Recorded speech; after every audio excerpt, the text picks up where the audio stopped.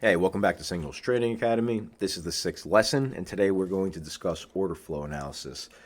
And it's a question that comes up a lot. What is order flow? How do I trade order flow? What do you use to identify trades, support, resistance, all that good stuff, right? And order flow is a lot of different things to a lot of different people. My opinions probably vary from other guys that you've probably seen on Twitter and Discord and YouTube, but ultimately it's all the same stuff. It's a way to study what's happening now.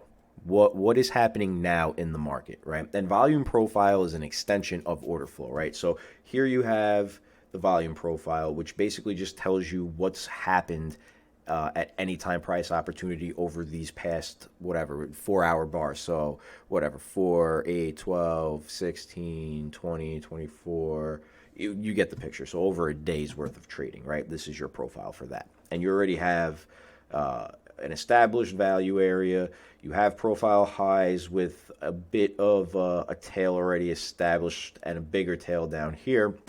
So you already have an idea about the symmetry of this market, the balance of this market, where people are finding value.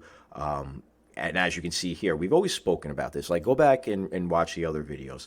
You notice buyers like to present themselves around value, right? Like, you see how, like, over here we have somebody that's sitting in the upper end just outside of value, hoping to get a pullback into that part of the profile, and then you have people waiting at the profile lows and even below that. So that's part of order flow, right? That's how I look to enter trades. I try to see what people are thinking. What are big guys, and you can tell on Signals how many orders. This is the order book here, so you can see how many people are resting at these levels, what the cancel replace rate is, and all that good stuff, how many Bitcoin or whatever is sitting at that level. And then you get an idea. You can start forming a thesis. And I like to formulate at least three hypotheticals, right? Like scenarios that could play out if I'm going to enter a trade. Uh, Not so much for a scalp, but let's assume in this video, because we're just going to go over the basics here, and I'm going to get deeper into this. Let's just assume we're scalping or something like that. We don't need to formulate like 1,000 different what ifs. So right here, you're basically, you see people that are hopefully trying to catch. This would be a great swing entry too, but maybe over here at the top of the around the outside of profile value, and at the top of this LVN cluster, for the most part, we're starting to see people that are hoping to catch a scalp, most likely into POC or something along those lines. Maybe try to ride it a bit higher with some tighter stops, trailing stops, something like that. At least that's what I'm thinking, right? And then you have people like down here that if you're looking to swing, or not even really so much swing, but like if you're looking for value trade, even a scalp for $1,000 a coin, something like that, you see people more at the profile lows, right around the bottom of the profile, a little outside of where the tail of the profile low is. Maybe looking for a one tick test, which again, that's like an 80% probability that if you get that one tick test outside of value, it'll probably pull back into like right around here, like the previous value area. So we know where our levels are, because if we're waiting out here for a one tick test, or like sellers to drop it into profile lows, or one ticket, or extend the profile a little bit lower and hit this pocket of liquidity, we know that if it bounces back, it's coming into previous value and probably POC, which is like right around here, 38.7, 38.5. So think about it. If you can catch 37 or even 36.8 and ride that back to 38.8, 38.5, you know what I mean? That's a pretty decent risk reward, and the probabilities are skewed heavily towards your favor in that situation. So I mean, order flow in that situation is like, all right, where are people entering the market, and how aggressively are they positioning themselves? I like to watch. I mean, the order book doesn't really mean anything at the end of the day, because obviously, there's a lot of spoofing that goes on. We'll get into that in advanced order flow. That's just a whole different topic. A lot of spoofing goes on. You have a lot, like more so, I feel like in Bitcoin than the traditional markets. Like, you have so many programmatic traders, mechanical API traders. It's just like there's a never-ending amount of bots on every exchange, and then they get arbed across every exchange. So there's a lot of, like, for lack of a better word, like nonsensicals that go on here. So you can't really rest on the order book. And guys that do, I see it on Twitter all the time, like YouTube. Like, I just don't know how, like, you feel confident, like, taking trades specifically just on that. That's why order flow is such a deep topic that this video is going to have to be broken down into more videos, because I would just go forever speaking about this. So, like, all right, I use the order book. That's one piece of it. You know, we get to see where orders are resting, where people are positioning. We can already see here if we do get a dip here, right? Like, we already see that we're having trouble around the unfinished auction from up here at 39.6, right? And if this has been kind of long-standing resistance for a while, like the mid 39s has been real tough to rotate through. We get these big pops on nice delta towards 40 and change and just can't really hold it. I don't know why lately, at least the past few days. From the date of this video. So what you see here is people positioning to play the range. So how do we know that a range trade is playing out? Again, this is how order flow works, right? Just based on what we're seeing, how orders are being entered right outside of value at the profile low, right in the middle of the LVN cluster, even people trying to catch like right here. We see it over here too, people that are laying orders up the ladder more or less, right? Right here at the top of the profile again on the other side. It's the flip side of the equation. Like, now you're getting an idea. Like, you can tell that buyers and sellers are eager to capture what they perceive value. Not all of this is people shorting, obviously. People are probably, you know, getting into trades and placing likely exits because they're playing this rotation more or less. Like, you see this bar is having a bit of trouble. It's going back and forth between, this is a 4-hour bar. So it's going back and forth between positive and negative. You know, it's been happening quite consistently. And we see every time that it's getting lifted up into pockets, having a little bit of trouble. You know, so it's hard for someone to get the initiative here. The range is already engulfed the previous two bars. That's the previous two 4-hour bars. So now it's a matter of what side gets initiative here. So this being on a longer time frame, you know, we really, you know, we're not watching everything down to the tick, right? Like, we know there's a buy imbalance here. Buyers, and then we got some delta here. You see, like, down here the order flow imbalance or whatever. This is a good way to tell what's going on in terms of order book pressure on either side as moves are happening. You look for absorption maybe, but we're on a 4-hour just to keep this light and breezy. So we know here, you know, we already have a buy imbalance more or less here. And we're getting a lot of orders being entered down here where we would expect to see them.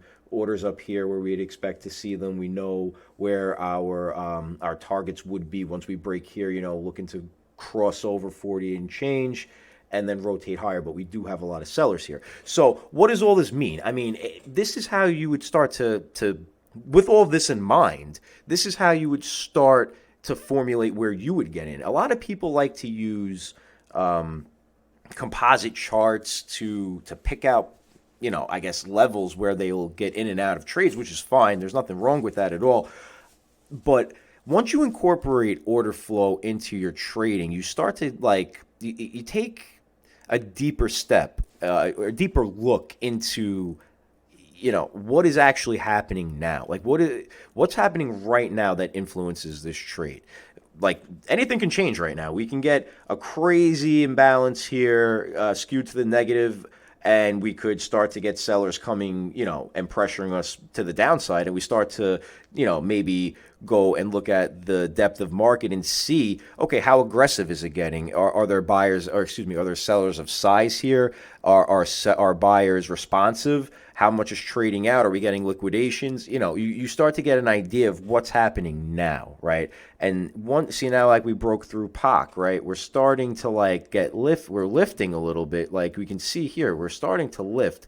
But the Now, can buyers take initiative and push outside of this high volume area and take us into this pocket of liquidity higher and test here and then extend the tail and start to balance out, let's say, and extend this profile where, we may start to see resistance like we spoke about here and then pull back into maybe the middle of the profile again, right? These are just hypotheticals. Like, this is how you use what's happening now to really, I don't want to say dictate, but guide you in what you're doing in terms of once you're in a trade. Do you stay in that trade?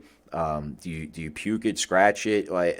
You don't have to hold trades until you lose. The whole point of order flow is, like, if I'm trading, let's say Bitcoin, right? And I'm looking at the depth of market. It's pulling back to an area that arbitrarily, just any number. Let's say it's right here, right? It pulls back here, and we start rotating higher, right? It's pulling back into it. Let's say bang. Now it's going higher, right? It looks like sellers are, it's even right now, more or less. It's pushing, and they're trying to lift, but we can't get initiative. You see what I'm saying? Like, it's hard to get initiative here. Maybe if it gets to like right here, I'm puking at this point because we're not getting any lift. We're not getting any initiative. Why am I staying in this trade? If it goes back to break even, let's puke it. You know what I mean? Okay, bang, bang, puked. Have a nice day, right? This is the point of order flow, is you see what's happening now.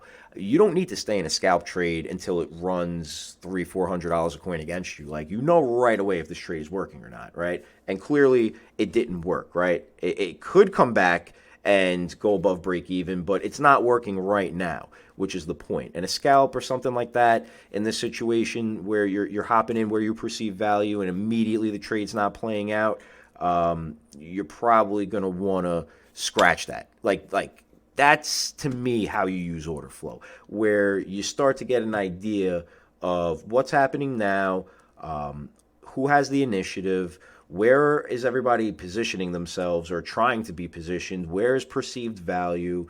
And then again, like we've been talking about, we know just based on this previous order flow, there was a bunch of sell imbalances over here, and we really couldn't get over 39 and change, right? We kept talking about it. Every time we pressed higher, we just couldn't do it. Bunch of sell imbalances. Finally get some buy imbalance here and start to lift through previous resistance like we spoke about, mid 39s. Pressed again here, and then we fail, and we come back down on sell imbalance. And it's been repeating itself, right? We can't get above these levels for some reason, and that's quite all right. But at least here we know that, and we know that if we got into the trade where we did, we'd be down, $25, $30 a coin instantaneously. So why stay in it? Because we're getting rejected at POC. That's not where you want to trade. We were just at POC. You don't want to ever trade entering trades at POC, right? But that was just for example, right? So this is how you use order flow. This is how you put it all together. I mean, there's a million different ways you can use it, but once you pick an entry point and you start, looking at, the numbers trading out imbalances, again, I like to use the profile in all of this because it helps to give you an idea. Like, composite traders love candlestick charts, but it doesn't tell you anything about now, right? It's all hindsight in actuality. The profile is your hindsight for order flow right now. It just tells you like what's already happened in this time segment, and then essentially you start to be able, once you get really good with like you kind of, it becomes second nature with enough screen time. You start to, I'm not saying second nature in the sense that you're right all the time, but you're going to be right more often than you're wrong once you get good with this, because you're just going to know based on what's happening now. This is what's happening. Like, obviously, look, you see what I'm saying? Like, it tanked against us. We got in, it didn't work out. We knew right away. We puked it, and we moved on with life, or we'd be down $100 a coin right now.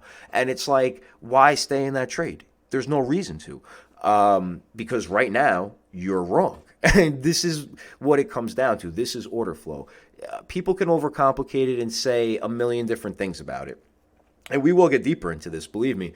But this is how using order flow is beneficial when you're just starting out. You start to see what's happening.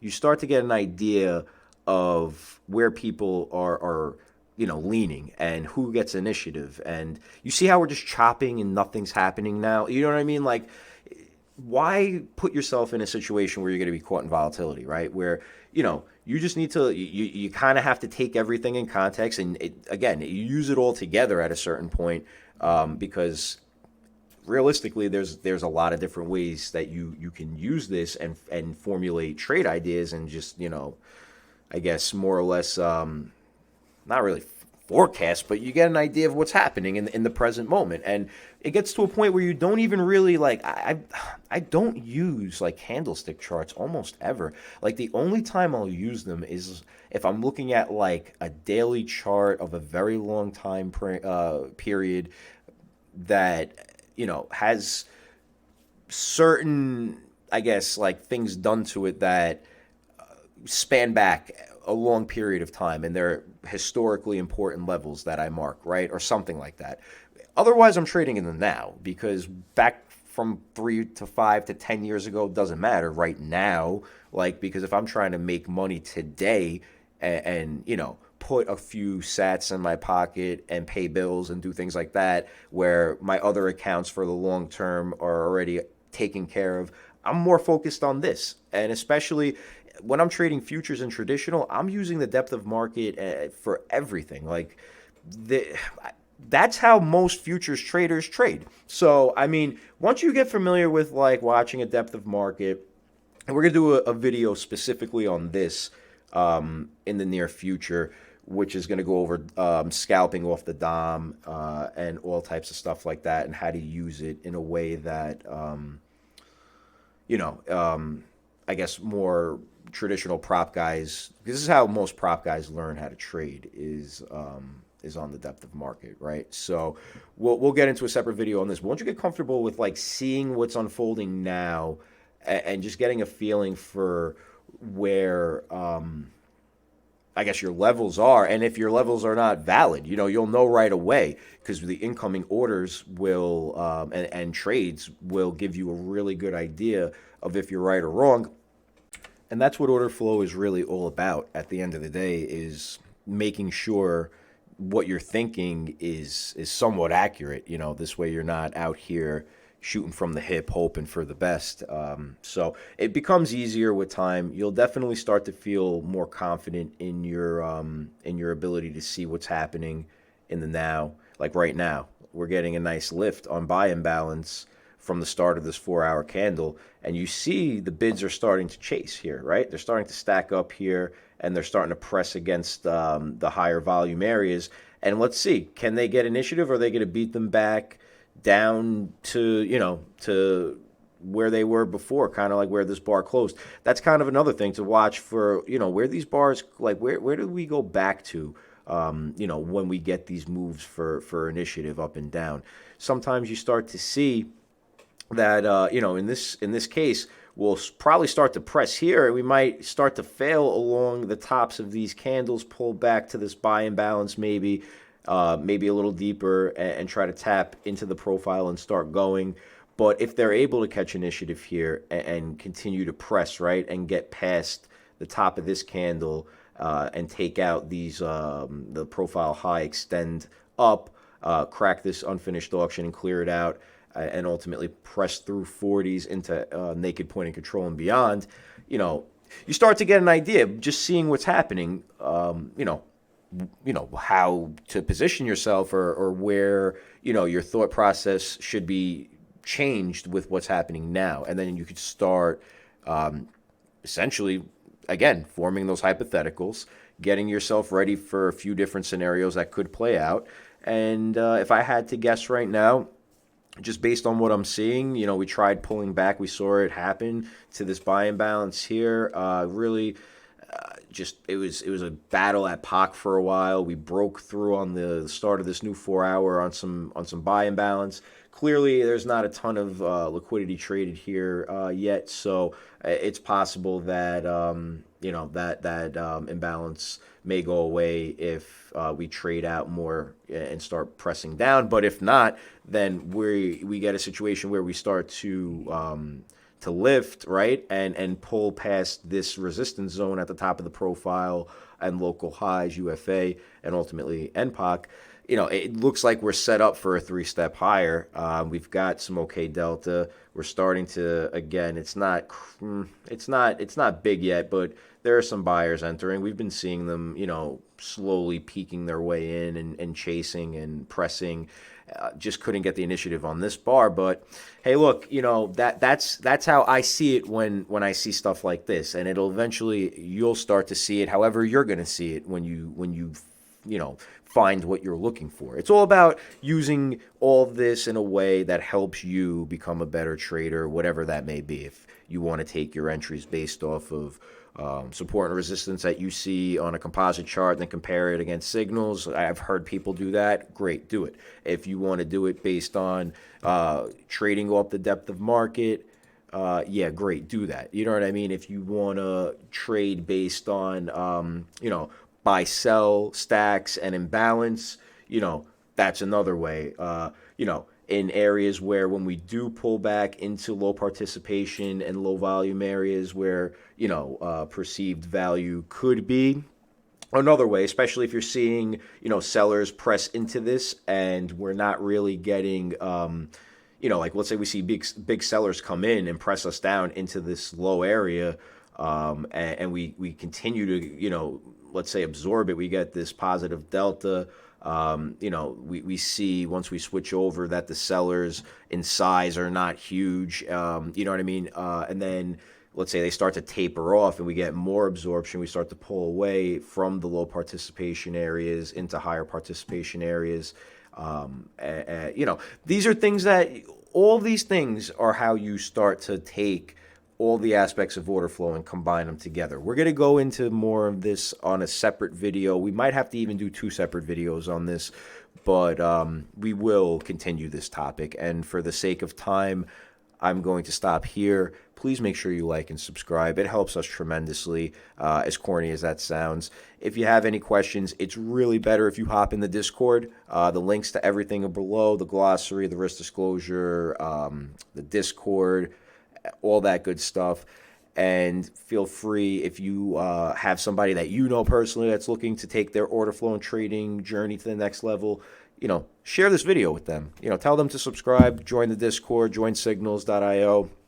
It's still free. There is a freemium version. I know it's paid now, and we've had some people, say some stuff, but it's still cheaper than 1 year of the basic plans to get you everything that we had previously for free, and it's cheaper than an Ethereum gas fee. So if you've ever used ETH once a year, and you make a trade using Cignals that covers $240, which you will, you've already paid for Cignals for the entire year, and it's less than an Ethereum gas fee. So I hope, we see most of you next time, and if there's anything that you want to drop in the comments, feel free.